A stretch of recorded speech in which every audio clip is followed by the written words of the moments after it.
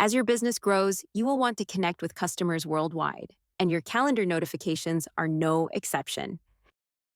So, we've added a new channel to your calendar notifications, helping you reach those who prioritize WhatsApp chats. Let's check how to use it.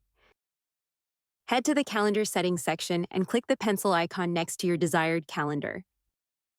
Switch to the Notifications and Additional Options tab and click the pencil icon next to the reminder you'd like to send via WhatsApp. In the WhatsApp section, toggle the bar to enable this option. Check the box next to your desired recipients and click Save.